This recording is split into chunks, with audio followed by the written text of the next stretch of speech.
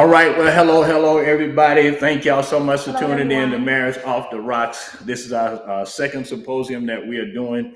Hey, this symposium is about getting people to help keep their marriages off the rocks. So today it's going to be fantastic. It's going to be phenomenal. So we're looking forward to having you guys on today. So hey, do us a favor. Make sure you share, you like, you tag, you invite. You get as many people as you can to be a part today. Let's really go after God today. And I'm telling you, you're going to be blessed today. We're going to touch as many lives as we can this morning. We got a plethora of questions that we want to ask, that we're going to ask and have answered today. So nevertheless, today is going to be great. It's going to be life-changing. It's going to be incredible. So I am Pastor Curtis C. Perryman Sr. And I am Pastor Sophia. Yes. So, hey, I'm telling you, today is going to be life-changing. It really is going to be incredible. So I want you guys to be a part today. Make sure you share, make sure you like, make sure you tag, make sure you invite, make sure you get as many people as you can to be a part today. And let's really go after God this morning. So, hey, our man of God, Apostle Fred L. Haas Jr. is with us this morning. Our beautiful daughter and son. You know, we got to say our daughter first. Yes. Yeah, our beautiful daughter. Our beautiful daughter. Yeah, our beautiful daughter. Natasha Perryman is on today, along with her husband. Which is our son. Yeah, along with her husband, Curtis. Yeah, my son, I love my son. But hey, they just recently got married on August the 20th of this year. And so, hey, we're going to show you progression in marriage today. So, hey, they are our newlyweds who are on today. And then my wife and I, Pastor Sophia and I, we've been married almost 20 years. And then our pastors have been married for well over 40 years. Well over 40. Well over 40 years. So we're going to show you the progression in this. And so without further ado, I want to bring on our children today and let them say hello to you this morning. Y'all say what's up to our children today. All right. So come on, Curtis, introduce yourself today. Let everybody know who you are, son. My name is Curtis. Oh my God. Pray for your husband, Tasha. I think you're a little nervous today. Tasha, go ahead and introduce yourself this morning. My son tripping. Yeah, right. The newly. That's good. And we're here to, represent. Yeah. And so. See, they nervous. Y'all nervous. Y'all nervous today. Wow. I don't know what I want us to say. Y'all gonna be all right. But listen, I want to bring on right now to this platform our amazing pastors, Apostle Fred L. Haas Jr. today. And I appreciate him so much for being on. Y'all say good morning to my pastor, my man of God who's on today. He's amazing, man of God. So y'all say good morning to him, all right? Please do that. Dad, you looking good, Dad. You looking good, Dad. I like that shirt you got on this morning. Yeah. You got some pants to go with it.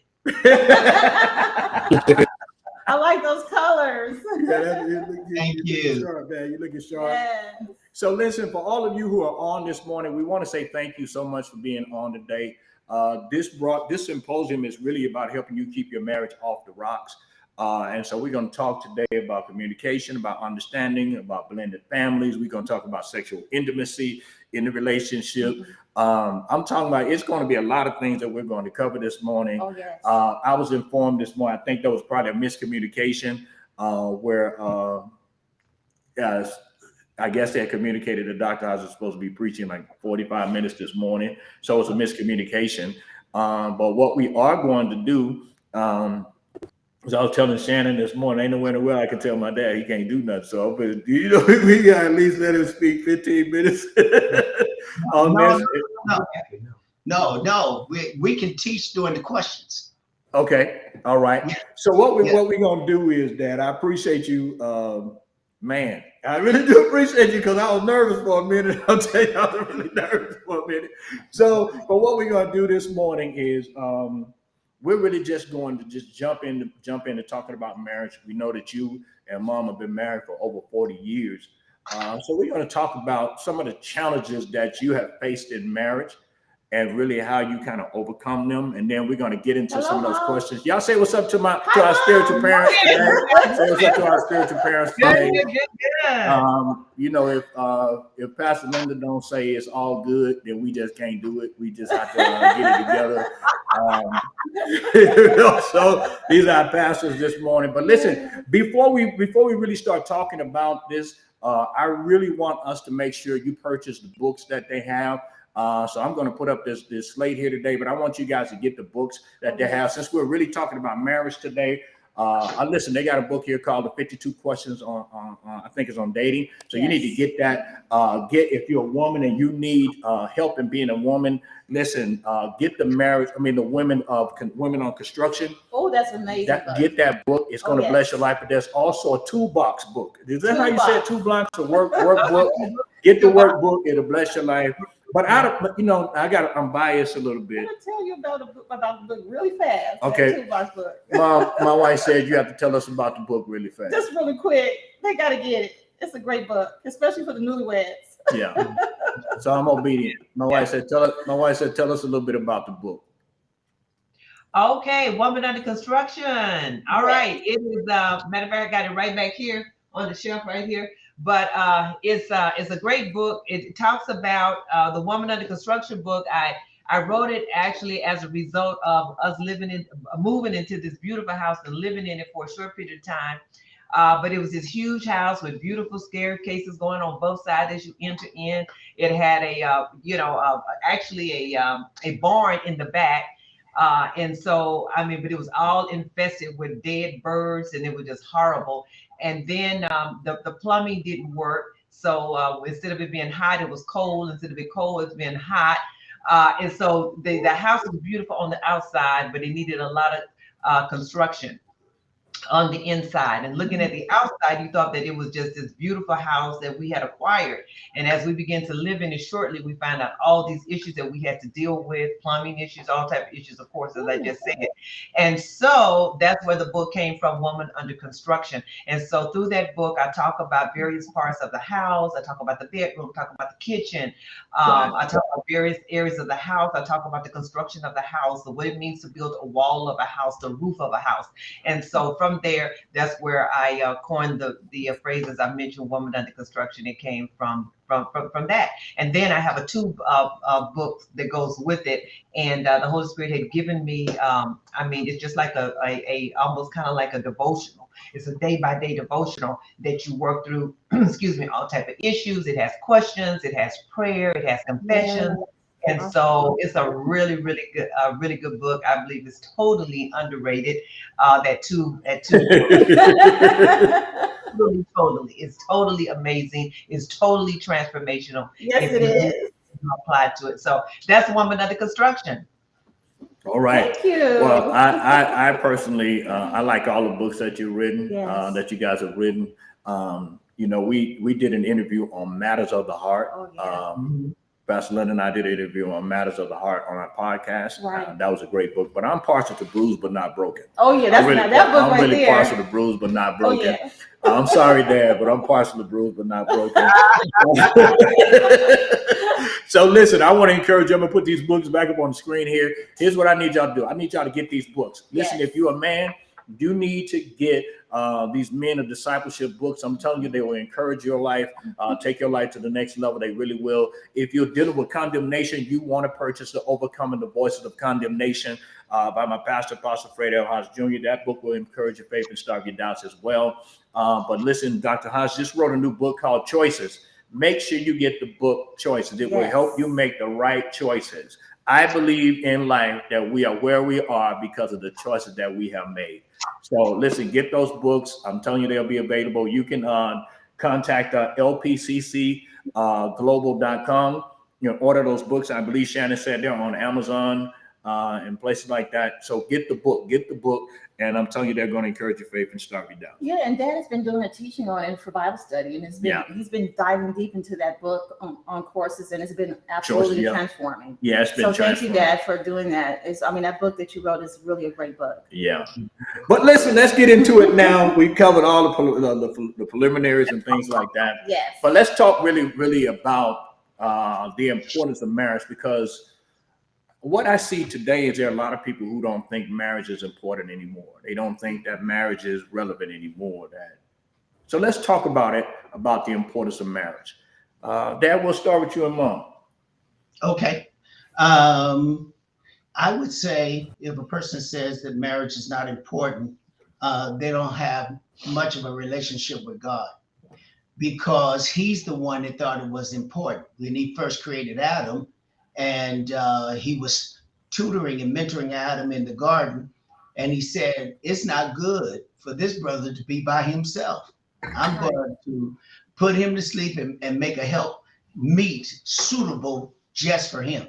So God never intended for us to do life by ourselves. It could be crippling, it could be damaging, and it could hinder the dreams and the visions that God has already instilled inside of our hearts. So He created this whole human race to be interdependent, not independent of one another. And one thing that we need to understand by His creation moment is He put the necessary parts in each one of us so that when we came together, we could see the entire picture. And that's why it's important for us to understand what God has done and then cooperate with this great privilege that we call covenant, marriage covenant, partnership for life. You got anything you want to say on that? Why marriage is important? Yes. Well, I believe that it could be considered the blueprint of life. The reason why is because the foundation starts with a man, of course, and we know that a man normally can't do all that he needs to do without a woman. And usually, if there's a woman involved, there's usually children involved. So I would say that the marriage component is really the blueprint of life, the foundation of life, where everything else goes from. If you're raising up a child and there is not usually a father in the household, there's usually some type of misbehavior or so forth. And so I believe that the foundation is the man and the woman coming together. I believe it's very important for a woman to nurture her children. And so with those foundational elements in a family, I believe that is crucial in this. If you choose to be married, that is, not everyone chooses to be married. True.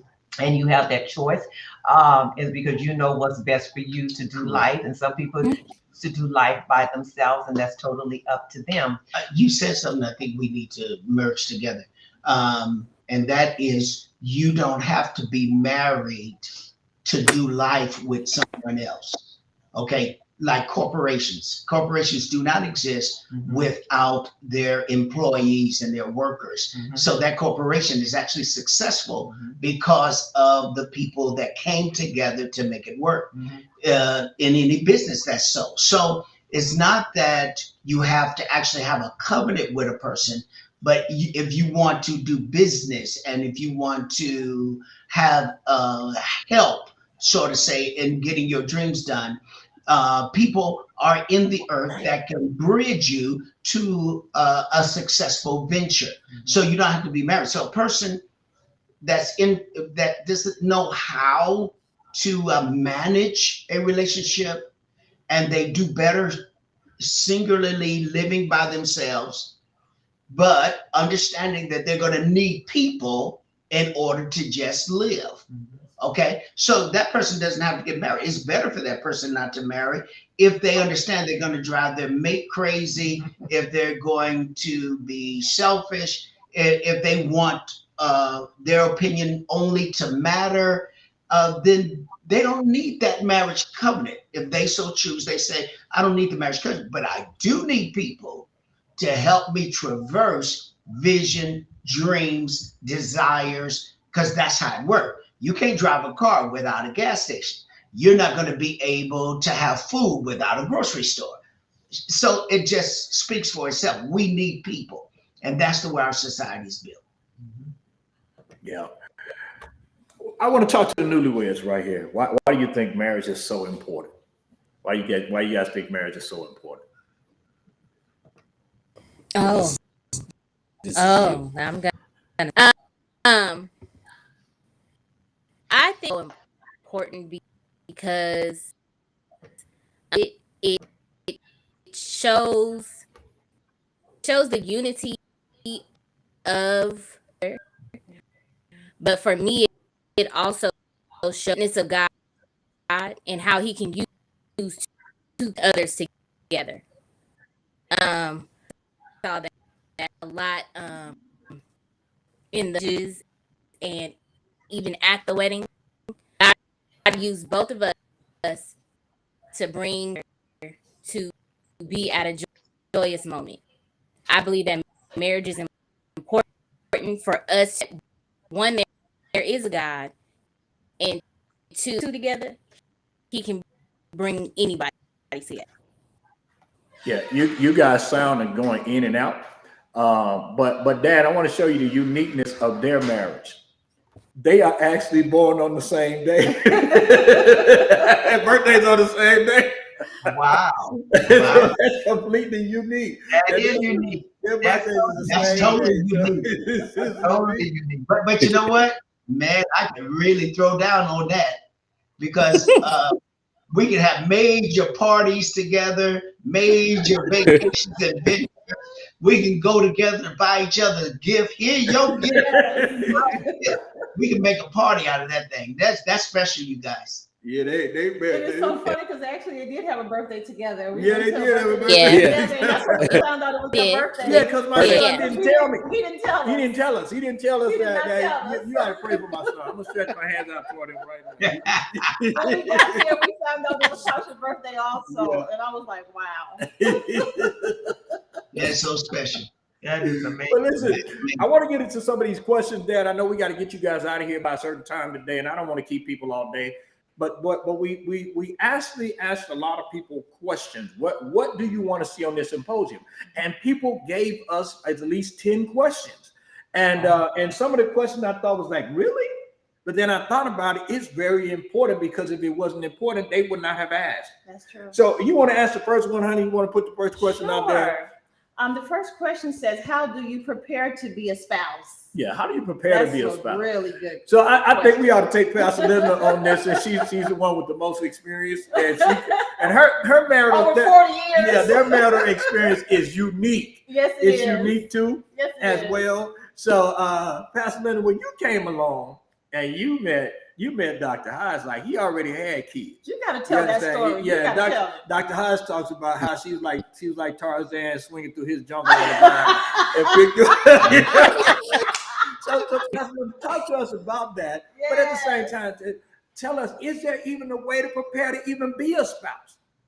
Is there a way to do that? That's a good one. Yes, I believe that there is a way to prepare to be a spouse. Number one, I would say, I believe that it will start off really, first of all, loving yourself, because if you can't love yourself, you'll never be able to love anyone else. I also would say it's important to deal with yourself, to deal with any baggage that you may have before you enter into a relationship, because what's in you is going to spill into that new relationship, that marital covenant that you have. So I would say, love yourself, and then number two, deal with any baggage that you may have. I believe that also it's important to prepare yourself is through reading books. I know that's very practical, but reading books, also talking to other women that may have been married for different various phases, whether it's a newlywed or those that have been married, for a mid-range, and then those that's been married, for numerous years, maybe, over 35 years or so. I would get different perspectives. I would go and find out, well, what is some of the do's and the don'ts? What have you learned as far as, in being a wife? I believe that there is an anointing to be a wife and to steward and to steward that family. In being a wife and bringing your womanhood into the home. I believe that it's important that you know how to set an atmosphere in your home, an attitude as well, but an atmosphere of worship, an atmosphere of praise, an atmosphere of peace, not contention, not striving, not fussing, not arguing, not complaining all the time. And so I think all those things are so important to learn how to prepare yourself to do that. And so that's why it always goes back to how you are within yourself. I think someone said that it takes two people, to make a marriage. Mm-hmm. And so if you're coming in, with, just living, maybe 30 or 40 or, or 80% of your potential, and the other person is too, I mean, then most likely both of you all are crippled in the sense of actually what you can bring to the table. So coming in whole, not divided, not crippled in any type of way. And we all know that we're always going to continue to be to working on some area of our life, because many times we got stuff that we got to work on that we don't even know we got to work on. And so you're always going to be forever, dealing with you in a sense. But I would say that's so important to deal with yourself. Another book that I would recommend too is How Not to Marry a Jerk. How not to Wow, that's good, Mom.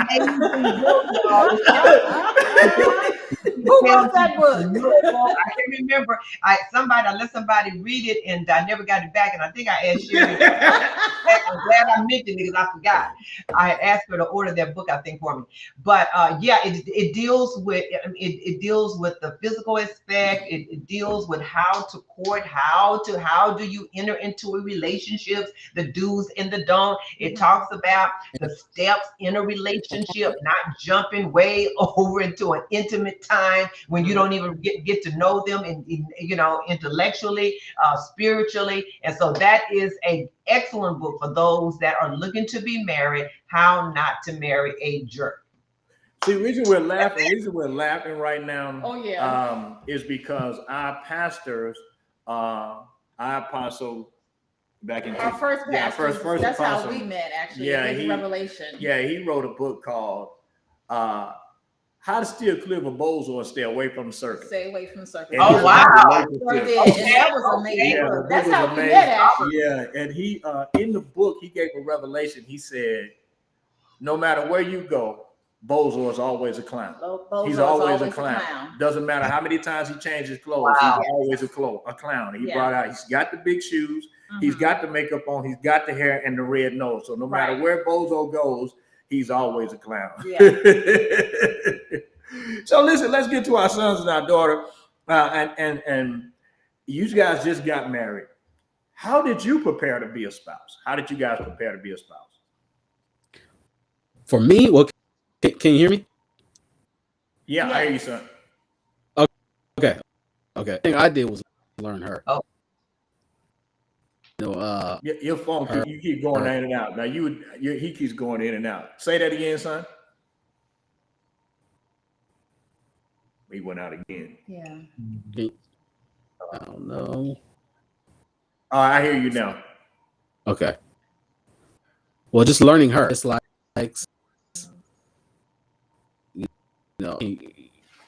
here. Yeah, he keeps going out. He keeps going in and out. Maybe you guys can go into a different. Maybe you guys can get a different setting or something like that where we can hear you very clearly. Because you guys went out. I thought you had, because I heard you say you had to learn her. So what we'll do is you guys can just log off and then come back on, okay? All right, and you're a better place. So y'all can just go ahead and log off, all right? So Dad, Mom was talking about. She said something I thought was very important. She said, "You have to be anointed to be a spouse." Oh, yes. And I never thought of that until she just said that. Like, you have to be anointed to be a spouse. Now that ties in hand with what you just said a few moments ago, that everybody's not gonna get married. Like, marriage is not for everybody. Right. And when I heard, I mean, what where are you at on that? I mean, that's amazing that you have to be anointed to be a spouse. Well, I think the majority of the world has gotten away from the foundation that God set for two people to enter into a marriage covenant. There's roles, responsibility, there's accountability. Yeah. I wrote down 3 things that people often ignore when they're getting married or looking at a spouse, looking to become partners in life. And there are key components that must be functional in a marriage from day one. And I'm gonna give you those 3. Marriage is sustained by faith. It is empowered by information. It matures through communication. It's good. Really Wow. good. So people think their attraction to each other, that magnetic outward attraction, is what's going to keep them together, and they and they get into the relationship and find all of these differences that they can't negotiate. And that's because they didn't use Christian dating as a discovery zone. Instead, they used it to try to become one with each other and to capture each other before the opportunity was lost. But Christian dating is about us learning if we're compatible and to put out our deal breakers. One of the major things that I see in people is silent expectations. They get married and they have these expectations that they didn't put on the table because it could have been a deal breaker. Wow. But they get married and then they're expecting their spouse to perform in a certain way, to do these certain things that is actually egregious to their heart and mind. And they never would have okay or said yes to getting into that relationship. So there's a lot of things that have to be discussed so you can agree how we're going to raise our children. How are we going to spend our money? Where are we going to live? What do we believe? Okay. All of that has to be talked about so that when you find these things are incompatible, especially the foundational things, you got to let each other go and say, hey, look, we can see that we're not for each other. We go on two different paths. It would be egregious for us to get together and just knock each other out on a daily basis and not be able to build. One thing that your title does, it makes me think about Jesus. It makes me think because marriage is compared to Christ and the church. Yes. Yes. So when you look at that, you go to Jesus and what he said, upon this rock, I will build my church and the gates of hell shall not prevail against it. And I'm going to give you the keys of the kingdom of heaven. If we take that and extract revelation, we understand that marriage has to be built. Most people get into marriage as though it's some fantasy fulfilled. I got married. Like that's the answer to every question. When you get married, you're just starting to build. Yes. You're just starting to build. And it's going to take a growing process, maturation process. And people, when they get married with baggage.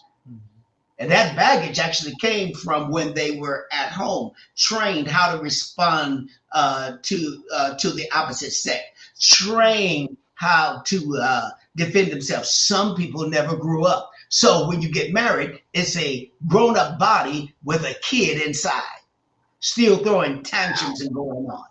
So that's why all these premarital things need to take place and these discussions need to take place, because a woman needs to know if you're a boy in a man's body. Wow. That's a whole mouthful right there, Dad. And he needs to for a spouse. She gonna spend everything he got. He can't keep nothing. They can't build nothing. So it's very important that conversation takes place.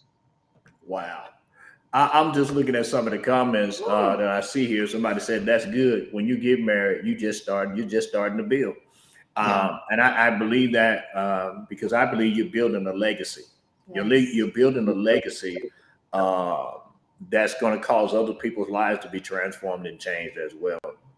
All right. Honey, you want to get to the next question? I'm sure. The next question is, how do you fight fear? How do you fight fairly?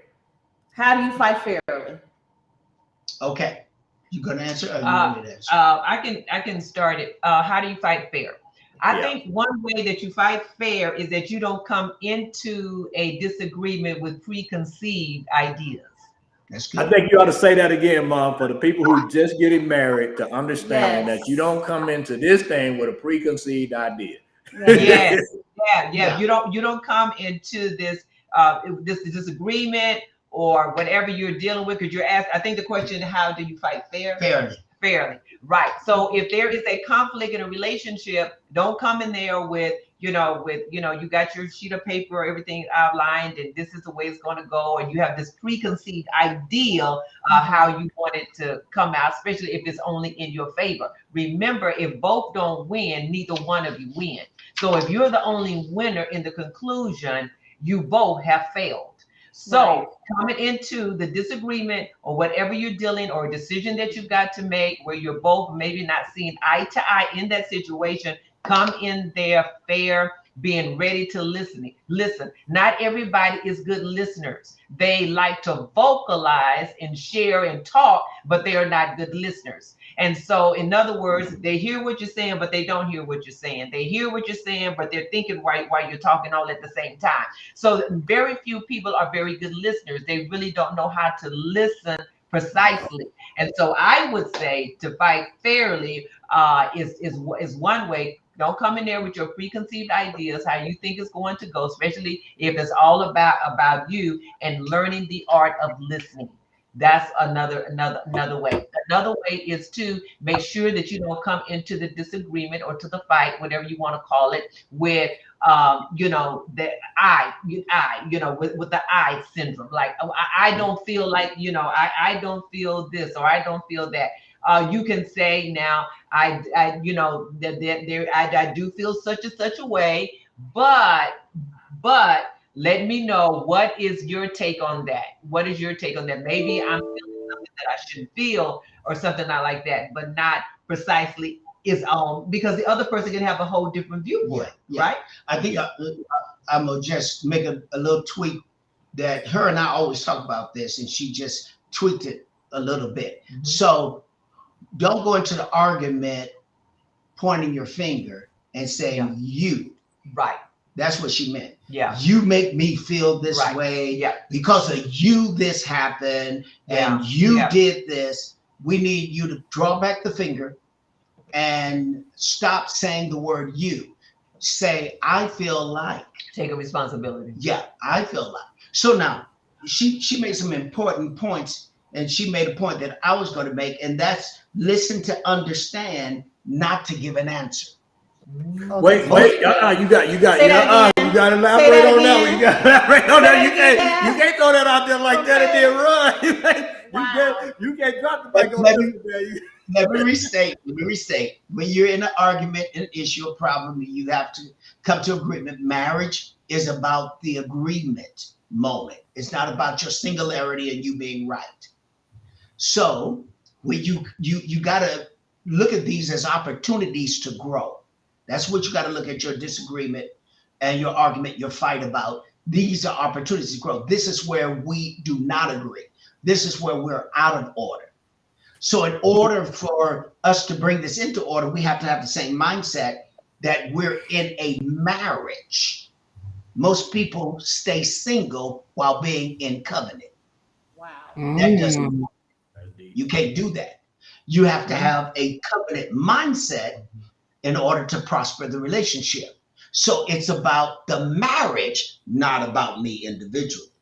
So I have to come into the table. I have to sit down at the table, listening to understand and not give an answer. Most people block their ears while you're talking because they have their answer ready. They're boiling to respond to what you said. They got an answer they want to get to you, and they misunderstood you. Yeah. So they didn't listen to understand. And that's why a lot of communication has a deficit, because your marriage is built on communication, sex, and money. 3 major areas which will destroy every marriage if they're not managed by the couple in an appropriate way and in an intelligent way. So that communication, and this is what I notice so much. When people get married, that silent expectation is you're going to understand my language. When in actuality, your language is on different playing fields because you came from different backgrounds. And in your house, what you're saying meant one thing, but in her house, what you're saying meant another thing. Mm-hmm. So you got to take time to know each other, learn each other, learn those communication skills. That's what dating is about. If you can get past the major parts and get now into what do you mean by that? And your conversation and the content is important to you understanding each other. So you have to know that just because your wife speaks a certain language does not mean she's against you. Listen to what she's saying. Listen to what he's saying. Listen to understand, not to give an answer. Hey, my son and my daughter are back now. Hopefully, they're that we can hear them good. That the area that they're in is saved and sanctified and filled with the Holy Ghost. but Always. since you guys are newlyweds, I don't know if y'all had any challenges or any issues at this moment.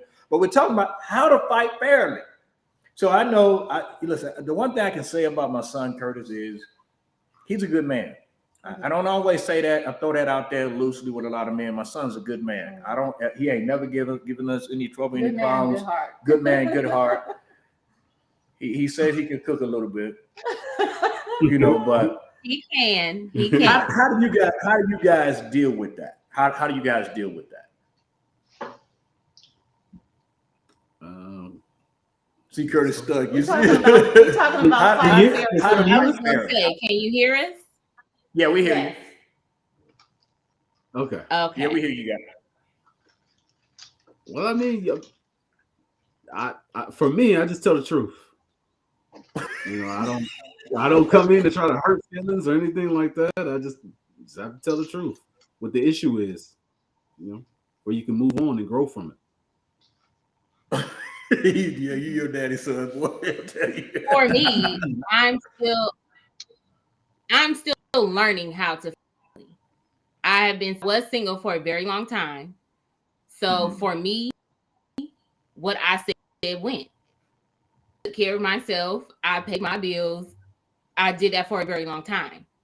So for me, when it comes to disagreements, I'm still learning how to listen. Still learning how to listen to hear and to not to have a reaction. So I'm still learning how to, try to listen to what he's saying and not have a rebuttal necessarily, but really just listen to what he's saying. In some situations, if I would have that would have solved the whole issue. But me being a woman who wants to say what she needs to, in some situations, I cause myself more harm and cause us more harm than we need. Which that's my whole truth. Because I don't need to say nothing. Listen and take heed to what's being stated. So in some situations, it's still hard for me. But I'm learning. But it's also something that I'm working towards constantly. Yeah. What I know of you is that you're a take charge person. Yes. And the reality is my son needed that person in his life, a take charge individual. You understand? Like my son does what he's supposed to do, but he needed that strong person that takes charge. He needed that. I think that you're developing and you're growing. The first thing that you did was you realized that I need to listen. You know what I'm saying? So you realize that. Most people don't realize that. It takes them years before they realize that. So you said, if I could have done this better, this wouldn't have never happened. I would suggest to you, just as your father today, I would suggest to you that you get a part of some of these women's groups that would just help you personally. Same thing with Curtis, get a part of some of these men groups. These things will help you. And I'm telling you, my wife is doing a women's group right now and she's talking about all men are not dogs. And there are good men out there. There are good men out there. You understand? Pastor Linda has a women's group that she does, yes. I want to say almost daily, right? Yes, 21 days. Yeah. So I'm telling you, these things will help you. You're in the building stage, you're building legacy. And I'm telling you, you guys are doing a great job. You're doing a great job. Yes. You're really doing a great job. I'm proud of you guys. I really am. I'm really proud of you. So listen, we are up against it right now, so we got to breeze through a lot of these questions because there's. I actually wanted to go over a couple. You want to go over some stuff? Yes. You can cute this morning. Thank you. I want to go over a couple of points on fighting fair that I wrote these down. First thing I want to say is don't bring up others' family members. That means don't talk about their mother. That's not fighting fair. Another thing is don't interrupt your spouse while they're talking, listening, don't interrupt your spouse while they're talking. That is a big thing. And I learned that from us having dialogue and having some disagreements every now and then. That when I'm talking, you sit there and you listen. When you're talking, I'm listening. I'm hypnotized at this moment. Don't start. I'm looking at the next thing that is never tell your spouse you didn't make them feel that way. That is so important. Never tell your spouse you did not make them feel that way. Yeah. You guys can write this down. The next thing is don't bring up each other's secrets to win an argument. Don't bring up each other's secrets to win an argument. The next one is don't bring up each other's past to win an argument. Yeah, that's good. The next one is don't bring up each other's shortcomings to win an argument. Yeah. Don't call each other out of their names because, in heated times, we don't do that. But I'm just saying we've counseled people that have done that. And then never embarrass one another. Never embarrass one another. And don't use your kids to prove your point. There's other ones, but I'm just saying these are some of them as far as fighting fairly that you guys need to take into consideration. Yeah. You're absolutely right. You're absolutely right. There are people who got their comments on the screen here. And I think the comments are really good. One more. Don't talk about your spouse in a negative way. That is not fighting fair. And that's talking about your spouse to your friends, to your families. None of that is fighting fair. Yeah. One of the things that we don't do in our home, Dad, is we don't argue about money. Not at all. We don't argue about money. We don't argue about a seed that's being sown. Because we do it as a family. We do it together as one. Yeah, we don't argue about stuff like that. If I say, honey, I'm thinking about sowing $1,000 seed tonight. What do you think? There's no argument about that. No, we're not going to do that. We don't argue about not that. At all. We're at a place in our relationship where my wife does not deprive me of intimacy, even if she's angry with me. That's true, Mom. That's true. Even when he make me mad, Mom. Even when he make me mad, I'll be like, you know what? It's still my husband at the end of the day. And I've heard stories where women have said, I don't give my husband anything when he's mad, when I'm mad. That's not good. That's not good because we can't withhold from our husbands. That's one thing I've never done. Say that again. You say it on the rooftop. I said that's one thing I've never done. Because oh, you are showing out today. Yeah, you're gonna have to get him, okay? Oh my goodness. Oh my God. By the way, that's too early today. We gotta get to that later on.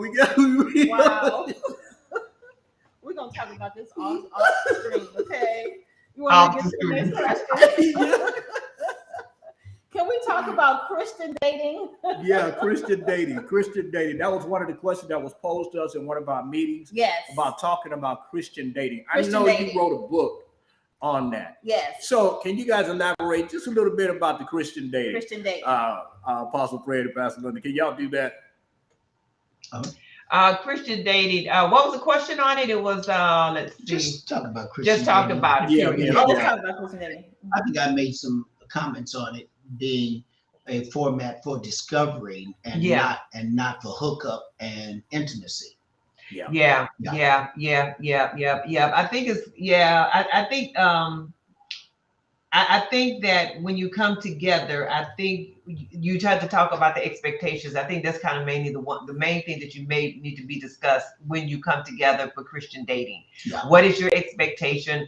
Are you dating to be married? Or are you dating just to have fun because you're just kind of bored in life? Why are you dating? Because the woman may say, well, I'm dating because I am looking for my potential husband. And the man you may say, well, I'm just dating, because I want to have some fun.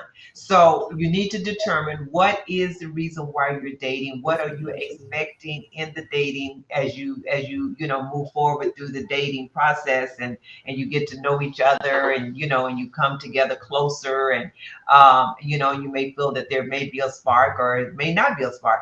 And so what is the one thing that would be the one thing that I would make mention is what is your expectation in dating? And then number two is another thing as far as communication. So I would say learning, knowing if you can communicate with this person. I think that's so important because if one person come in and they're very defensive or they're very negative, most likely, or they had a bad relationship, with their mom, or she had a bad relationship with her dad, or whatever. And not that it cannot work, but that you're dealing with a little bit more things that you may have to kind of weed through in your relationship. So those are the things that I would say. What are we expecting? Can we communicate? Are you a communicator? Or are you an introvert? And if you are an introvert, what is that going to look like for us? Or if you're an extrovert, that can be hard too, because you could just be babbling and talking and not listening. And so, and then the last one was, what was that last one that I said? I talked about to communicate. It was one more that I mentioned. I can't remember that last one that I mentioned. So whether we're compatible, and then what are we expecting in our relationship? Mhm. Yeah. You started off with, I think you forgot this. You started off with dating for a purpose. Okay. Yeah. Yeah. That's what the expectation. Yeah. If you don't have That's a purpose in mind, if you don't have a goal, then you really don't have a premise of why you're doing this. Mhm. You're just and most people put on their best behavior Yeah. before marriage when they're Yeah, dating. when they're dating. They're disguised and they're deceptive, and they're not letting you see who they really are. And you see these movies all the time where women or men, they get into a relationship to find out the person they got into a relationship with is obsessive and like to control and Yeah. hostile when they lose control or it looks like control is threatened. So then they get to where they get violent or forceful or threatening. So you have to have a purpose and tell that person up front what that purpose is. Now, my purpose is to discover if we're compatible for a marriage covenant, that we can partner together for life, that we can do life together. There's not going to be any intimacy. There's not going to be, any exchange of money. I'm not going to be buying you cars and giving you credit cards and letting you live in my crib. That's not going to happen. I'm going to give you favors. Discover who you are. In fact, I think dating needs to get very bold. I think you need to ask for a credit report. Oh yes.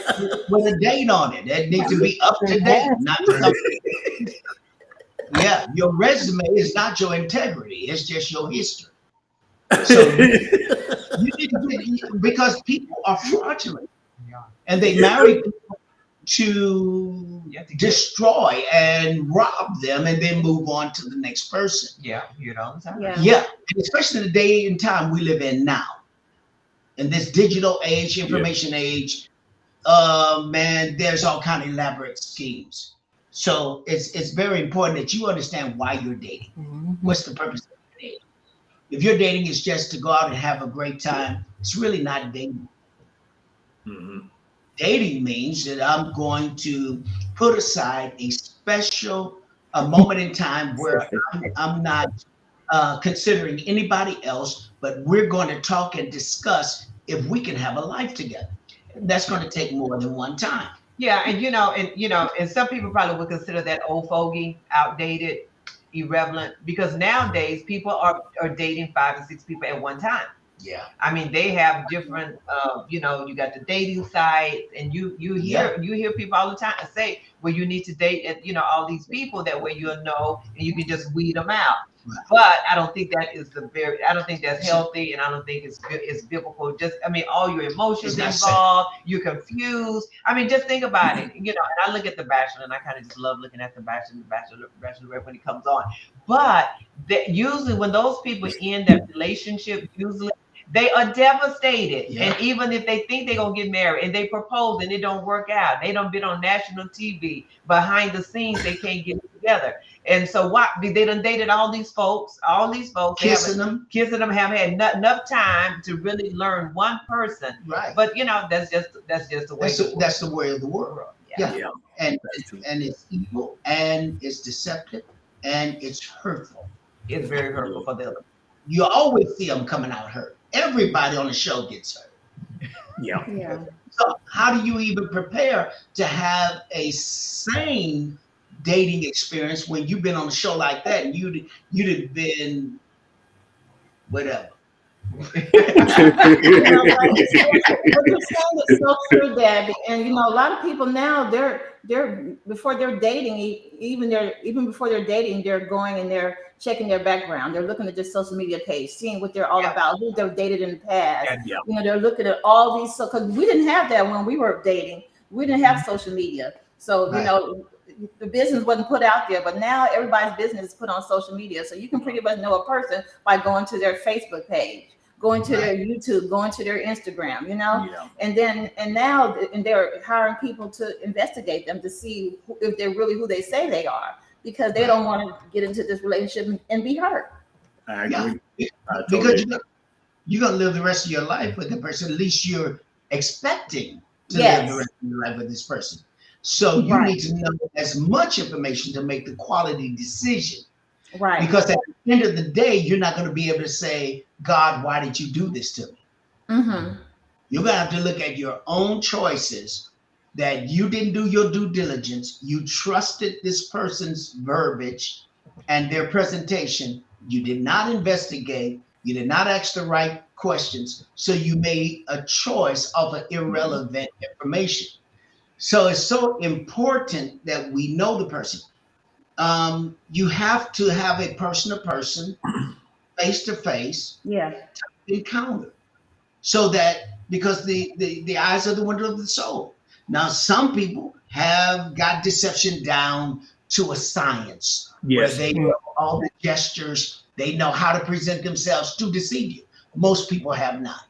You can tell a liar just by looking in his eyes and looking at the gestures on their faces. Mm-hmm. Because it's not compliable. It's not the way God made the human spirit and the soul to cooperate with each other to conversate. Yep. Right. Yeah. All right. That's so good. You know, just hearing what you just said, I think it's much harder for millennials to date, because you know they're so hooked on material things now. You see on social media all this bling, everybody want the bag and all this kind of stuff. I mean, what do you say to those young people? Like, we have young kids now that are here to date. They want to date in another couple of years. What do you say to those millennials that are on right now about dating? Because it's so different now. It's so different. Everybody wants the bag. Everybody want to be independent. They want to, they want to have their own money. They're not even thinking about, putting their money together with a man. He got her own money. She got her own money. That's not of God, because it's not being on one page. I was just thinking, I don't really know the answer, I guess, for the younger people. I guess it would apply the same. Would you say? Basically, I would think you would. I mean, y'all are on Instagram and TikTok and all that type of stuff. Yeah. So I would just check and see what they all about.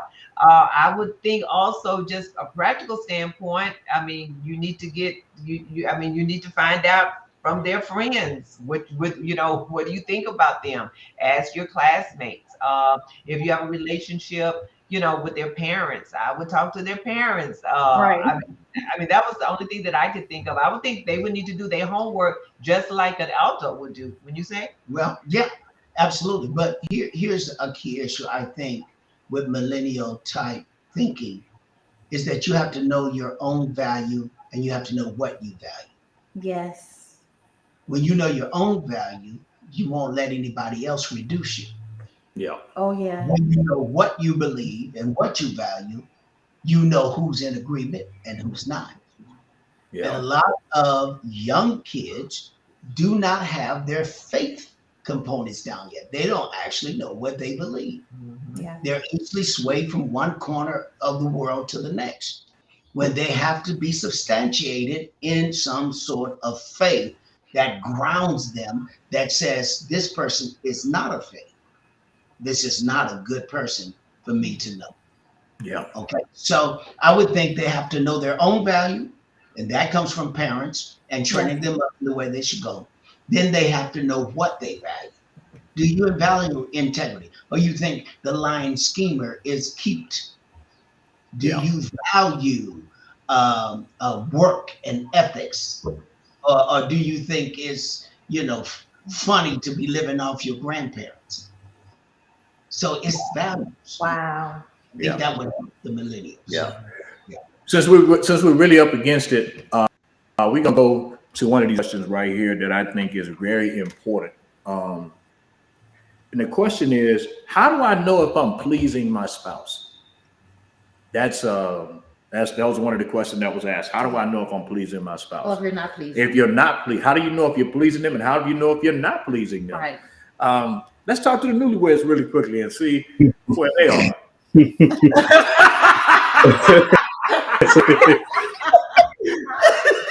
Oh, look at the look on Tasha's face. Okay. But for me, I think ask you better a start lot of first. questions. Can you hear? Yeah, we hear you. Okay, yeah. For me, I ask a lot of questions. I just get to know them. Continue to learn, and don't have any issues. How about you? I love you, son, man. I know for me, in some situations, I say I'm not Jesus, so I can't read your mind. So I'm going to ask questions, and I think we have that in common. We do ask one another a lot of questions.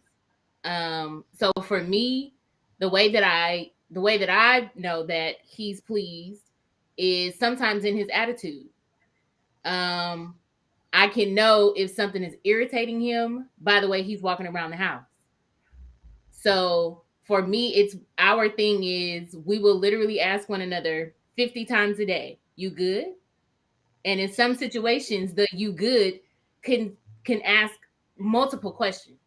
But for us, I know we text one another throughout the day, just checking on each other, making sure everything is good. But that's the way that I know if something is bothering him or if he is not pleased with something. Simply asking the question, are you okay? Wow. Now I think that's good. That's good. Dr. Hodge, Pastor, you guys want to jump in there, or you want us to get to the next question? What's the next one? She said it perfectly. That's one of the three that I mentioned: communication, sex, and money. Takes communication, good communication for all three. A lot of couples, they have silent expectations and they don't communicate. Yeah. So it's this imbalance, and they're not able to come into agreement or work out a situation. I wrote some things about communication. Communication is critical for maturation in the relationship. Since we're building a relationship, we have to master the element of communication. But so many relationships are plagued by ignorance, immaturity, and inequality. So unless a communication system is developed to where we can understand one another, we'll stay at a disadvantage. So that's why we have to talk, and then we have to understand each other's language, so that we're not misunderstanding and misappropriating what's being presented. I think that's really good, Dad. I think that's really good. You're helping a lot of people on here. You, Tasha, you're in your transparency. You are helping a lot of women on here your age. They're actually making a comment about it. Yes. That they appreciate your transparency. That you're helping a lot of them. We got to get to the next one. Where we at? Number 6. Yes. This one is for Mom. Financial expectations and responsibilities in a marriage. Financial expectations and responsibilities in a marriage. How important is that? How important is that? Okay. I think once again, they do have to be discussed, because I believe, that your finances is a pretty it's a basic of everything that you go to do in your marriage. So I think that that's so important because you have to because you got to navigate through life together, and everything takes money to do that. It takes money and discipline to do that. So I think it's good to and of course he always talk about having a meeting, a family meeting, and just really discussing and kind of just really and we do that, and we talk about that. We talk about, what Where we're we're going to going. tackle, where we're going to go. And so I think the lines of communication need to be open. I have heard of people, though, that have been in a relationship where the wife didn't know how much money that the husband made for years and years and years. And so he went into the marriage apparently thinking that he was single and acting as a single man. So I think collaboration is so important in the area of finances. I think it needs to be discussed.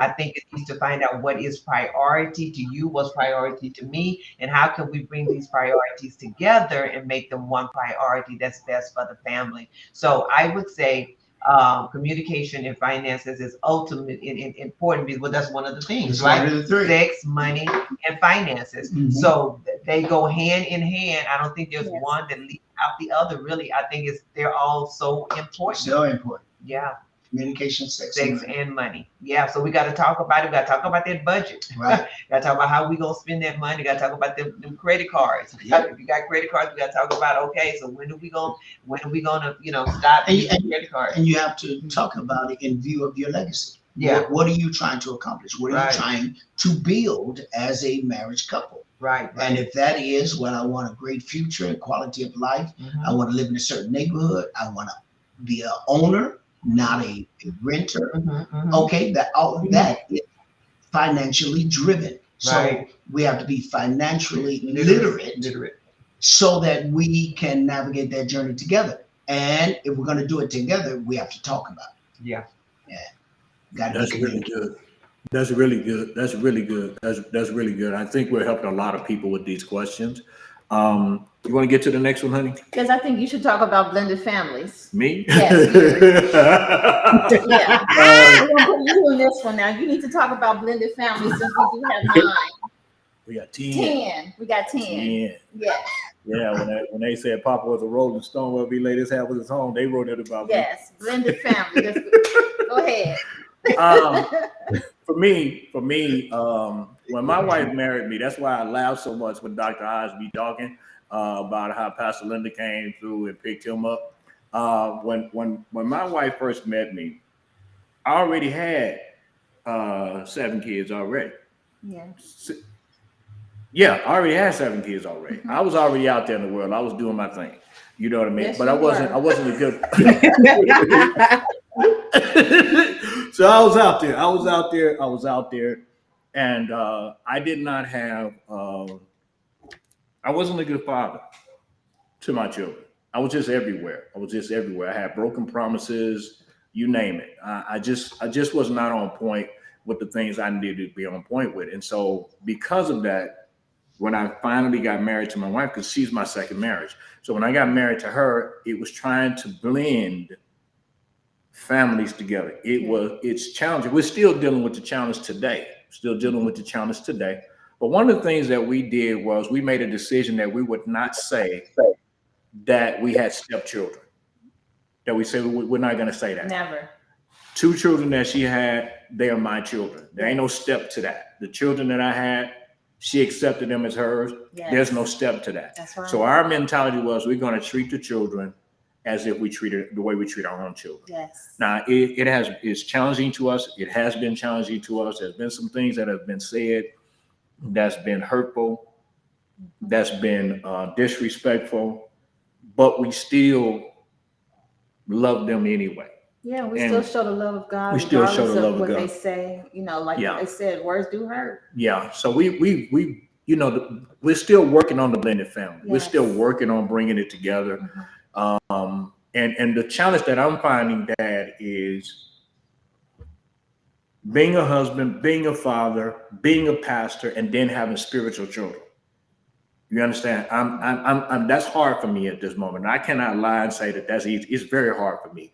And what I noticed in even in ministry, God has given me nothing but spiritual daughters. He's not giving me any sons, just all spiritual daughters. Yes. And so it's completely different for me. So that's part of the reason why I watch everything that you do, because I'm trying to learn how to do what I'm doing, How to navigate. how to navigate. My wife is saying to me, Tom, we haven't had date night, and I'm sitting here like, I don't even know if I can make it to the shower. Yes. You know, so I don't. So I'm still learning. You understand? I'm still learning, and so we're trying. You know, we're still working on bringing the family together. We do certain things. We used to do certain things with the kids once a month. We haven't done that in a while because of other things that have transpired. But we used to have date night at least once a week. And Yeah, but I mean, I'm still working on it. I can't tell anybody that, hey, I got it together. I don't have it together. I'm still working on it. I'm still doing the best that I can. And it's a challenge, but you could speak to that as well. Because like you said, Pastor Linda was like Tarzan on the vine. help dad, help. You blended families are Plan B. Wow, explain. Elaborate on that one, Dad. Whoa. Plan A was a man and a woman get together and live together forever until they go home to be with the Lord. Yes. They had problems and they divided and went their separate ways, which now put the children in a dilemma, which they didn't think about when they was in their feelings, and they separated and caused children now to have certain concepts and ideas about what just took place. Most children blame themselves. That's where the difficulty comes in after the fact. So blended families are a result of Plan A going wrong, right? And it's okay to have a Plan B. God had a Plan B. Yes. Jesus was Plan B. He Yes. was not Plan A. Plan A was Adam. That went wrong. Mm-hmm. So God had to make a provision to bring his purpose, his plan back to originality. And that's why he sent Christ. So now we're into Plan B. So we have to work with the hand we've been dealt. Yes. Right? And now we should have learned from what happened in the first Plan A. What went wrong? Was I too demonstrative? Was I neglectful? The questions have to be asked if we're going to begin to work on ourselves so that we can make this go around the last go around and not go to a Plan C. So here we are communicating with our children, loving our children, even though they may have some resentment or have some bitterness because Plan A didn't work and I wasn't with their mother anymore. So now they're all upset with me, may not want to talk with me. Okay, these are life's anomalies that all of us have to deal with, and I deal with it according to scripture. I can't deal with it according to your feelings. I can sympathize with your feelings, but I have to deal with it according to scripture. If God give me another chance at having a beautiful wife, I'm going to do the best I can to live forever with that wife. And I'm going to treat you with respect. But if you don't want to engage with me, I won't make you.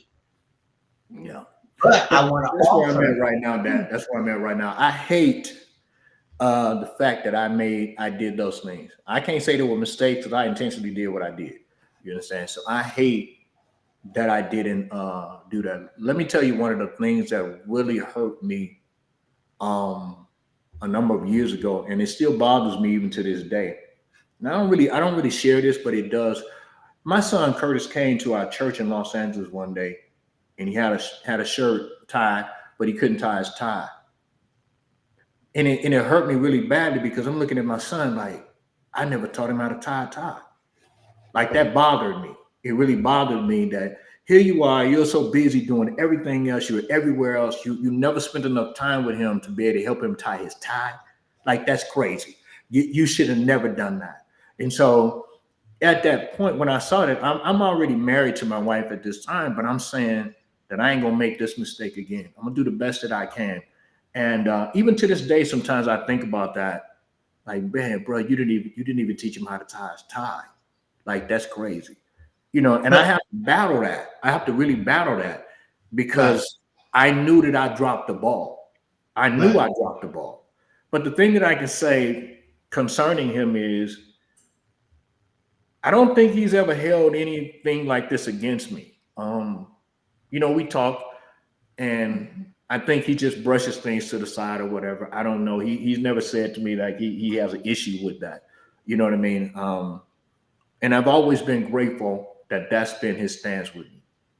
I've always been grateful for that. I don't think I've ever said that to him about the tie situation. I don't think I've ever said that to him.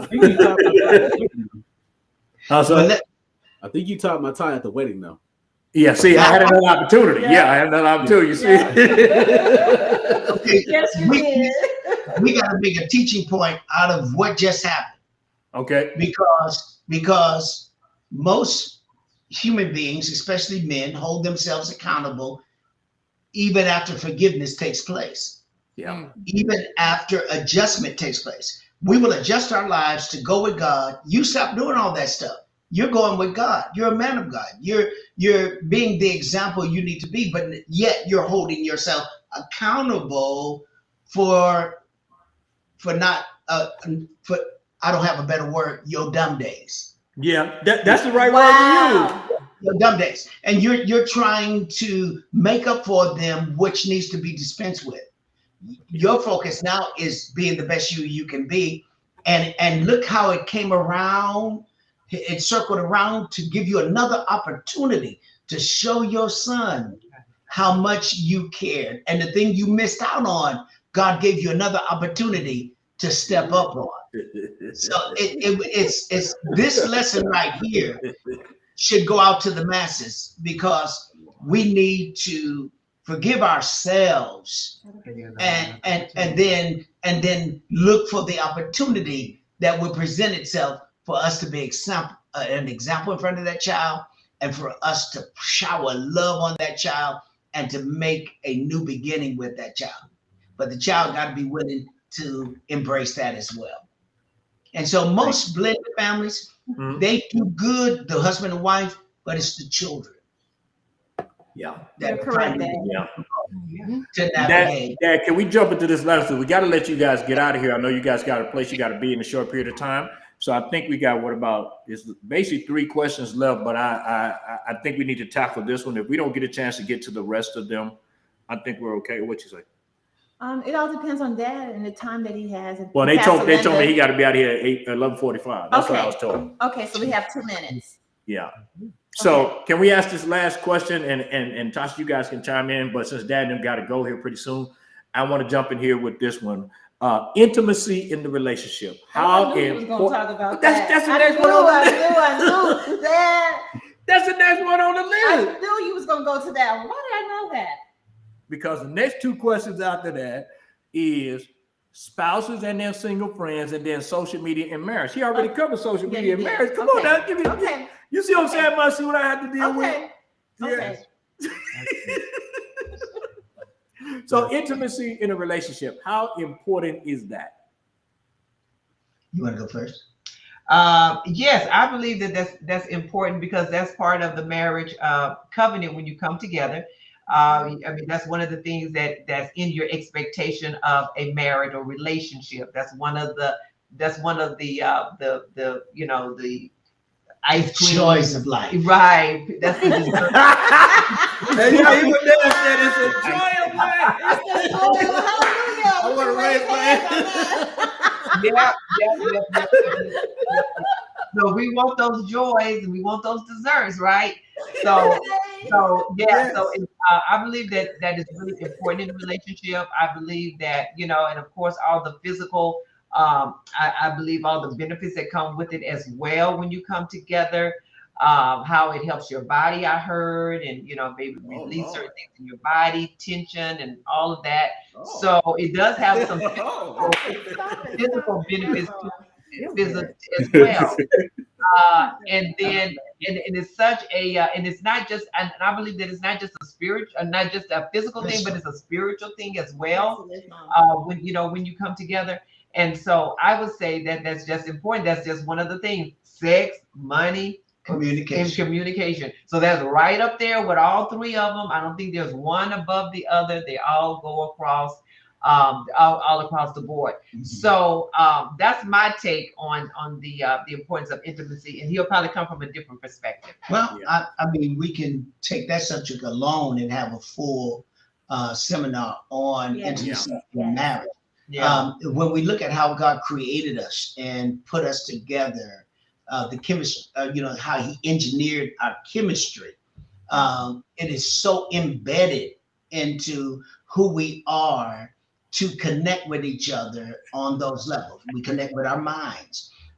We connect with our physical bodies. It touches our emotions. It releases. Isn't it important how God created intimacy to relieve stress and pressure from the body, also from the soul? Because when we stressing right now, when we come together in intimacy, whatever was wrong is no longer wrong. Right. It melts away. It's a point of forgiveness. That intimacy corrects a whole lot of things that are emotionally felt. And it satisfies cravings that are inside the physical man and the soul man. Soul man is needing the touch, needing the interaction, needing the emotional satisfaction. That soul man, he's hungry. So we're thinking physical, but more in the non-physical is happening as well. And we come out whole, sound, in love with our mates, in agreement, wanting to do things. When a man has sexual intercourse, that's mostly his love language. He comes out ready to give his wife the world. He wants to do whatever he can to make her happy because he happy.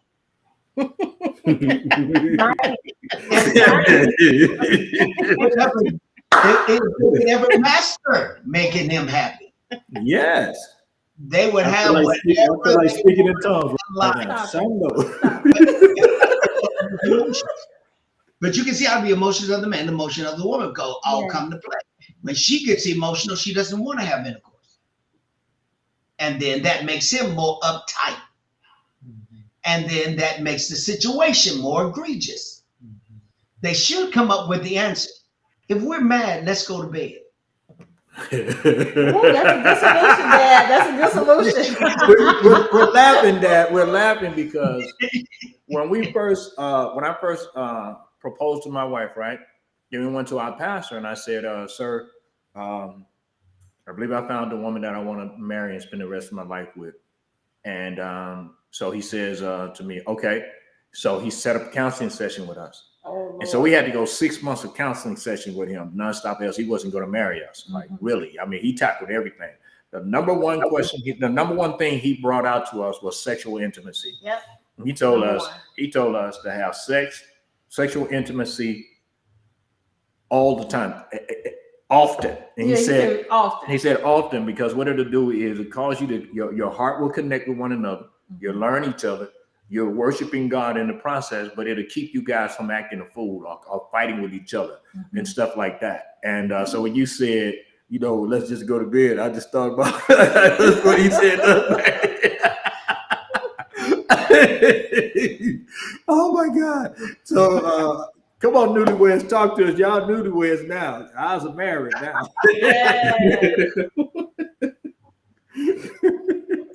That's you. It's not on me. It's on you too. But if y'all haven't noticed, I'm not the talker in the marriage. That's her. So yeah, this is what you're gonna get. That's not crazy. But listen. So we're gonna talk after this. Come on, Tasha, really quickly. I know for me, I'm still learning intimacy. Because I was one of the ones who saved myself for marriage. And in saving myself for marriage, everybody says wait till you get married, but once you get married, what else? Like people, you know, expect you to be, you know, this, oh, you know, I know what I'm doing. No, I don't. No one has, you know, in layman's terms, ain't nobody prepared me for this. So I'm still learning. I'm still learning myself. Like I'm still learning myself in this part of being in a committed relationship. So in some aspects, I'm learning myself in addition to learning him, in addition to learning we. So intimacy, I can say that I'm doing a little better. We do have conversations, but I do know that it's not going to be like a, you know, oh, we're getting to the point where it's a little more often, but I know that most of the time it's me because there are some insecurities I'm still working through. There are some mental things that I have to work through. And he is helping me as being my mate. He is helping me to work through those things. So, you know, we get a little more intimate and it's all right.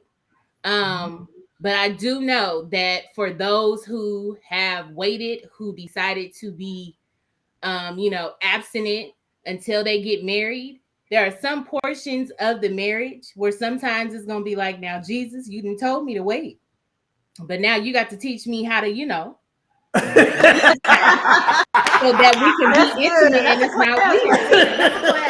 But I also will say, as you have said numerous of times, communication is key because within intimacy, you got to communicate.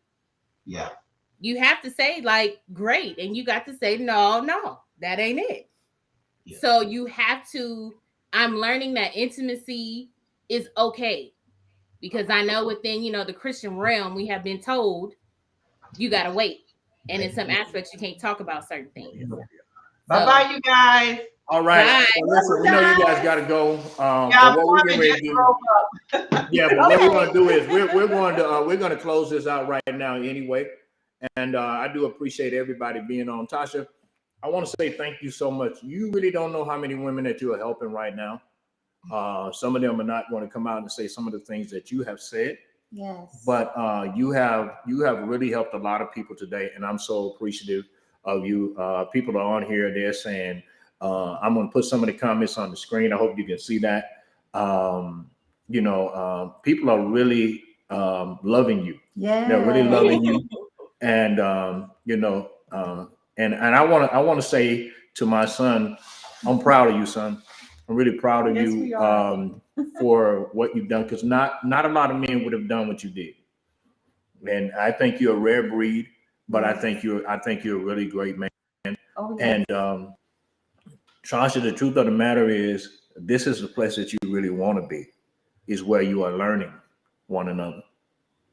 Most people come into the relationship with other people's thoughts in their head, what they did with this person, that person, and that stuff doesn't always work. And so I'm telling you that I'm proud of you guys. I appreciate you guys for everything and being on here. So you're helping a lot of people. You are really helping a lot of people. You are helping a lot of people here today. And I just want to say, Tasha, as time goes on, you'll learn more about what Curtis likes as a wife, what he likes and what he doesn't like. And then you guys will grow together. I mean, it's a process. Marriage is a communication, but it's also a process. It's a daily walk with God being number one in your life. And so I just want to say that, you know, sometimes that might not happen overnight, but if you guys communicate and say, okay, well, this is how I like things done. This is how I like for you to look. This is what I want you to put on. You know, you can suggest things. I mean, it all takes communication. And it's definitely going to work for the good of God. God is going to get the glory. But you guys are getting to know each other. It's a process. Yeah, and you guys are building legacy. This is the part of marriage. You're building a relationship. Exactly. You don't have to pull off stuff right that people have from previous relationships. Exactly. You don't have to pull that off. So what you guys are learning and exploring together, and I think that's tremendous. And we talked about being authentically you. Yeah. Just be yourself. Be yourself. Curtis is learning you. You already know who he is as a man. Mhm. He already knows who you are as a man. You guys have dated for a while. Yeah. And just be yourself. Be free. I mean, you guys are married. Yeah. You know, just enjoy yourself. Yeah, he ain't going nowhere. If he waited all this time to get married to you, going nowhere. So he Nah, he ain't going nowhere. Enjoy I'm your not wife, going enjoy nowhere. your husband. Yeah, you guys are going to learn more. Yes. And it's going to be amazing. So I'm proud of you guys. Listen, to all the internet audience, thank y'all so much Yes, thank you guys for being so much on today. for joining us. We really do appreciate you guys for being on today. Yes, we do. Yeah, our pastors had to go. We were intending to be out of here by that time anyway. Yes. But you know, sometimes you have these questions, they just go on and on and on. Oh, yeah. And so we do appreciate you guys for being on today. Thank you so much. And Thank maybe we'll get you. into this again, maybe before the year is out, Yes. to be able to help other people. But again, Natasha, Curtis, proud of you guys. We love y'all. We love All you right? guys. Thank you guys for being on All today. right. So let us pray. Thank you.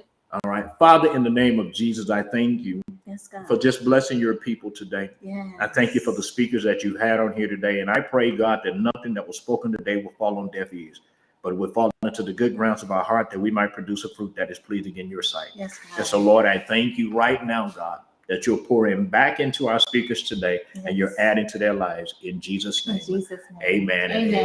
amen. All right. So people said, thank you for this. They said it was so good. Yeah, So that's some people said this is awesome. awesome. Yes. Other people are saying he's right there. Other people are saying thank you so much for being on. I'm telling you, you guys did a tremendous job, and we're proud of you guys for that. All right. So hey, we are out of here. We love you guys, Love you and guys. we will see y'all again tomorrow. All right.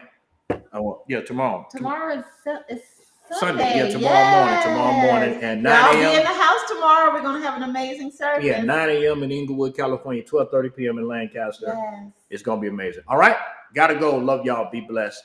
Bye, you guys.